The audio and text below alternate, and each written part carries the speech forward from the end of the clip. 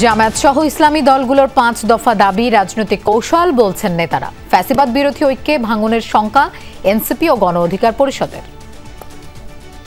যে চাপ আমরা কমিশনের উপরে একটা বিশেষ দল থেকে দেখতে পাচ্ছি, তাতে আমরা আবার হতাশ হচ্ছি।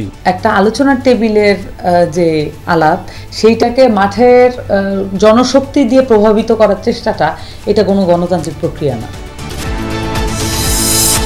গ্রেফতার করে আন্দোলন প্রত্যাহারের চাপ দিয়েছিল হাসিনা প্রশাসন। ট্রাইব্যুনালে নাহিদ ইসলাম। রামপুরায় হত্যা ও গুলি চালানোর 2 মামলায় চার্জ গঠনের আদেশ আজ। নরসিংদীতে বিএনপির দুপক্ষের সংঘর্ষে নিহত 1 জন, আহত 5। খবর সংগ্রহে যাওয়া যমুনা টেলিভিশনের সাংবাদিকের উপর হামলা।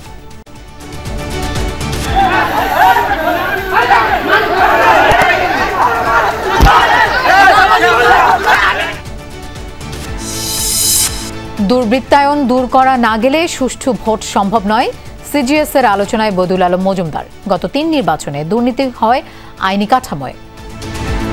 গত 3টা নির্বাচন তো আমরা ওই যে জালিয়াতের নির্বাচন হয়েছে কিংবা একতরফা নির্বাচন হয়েছে।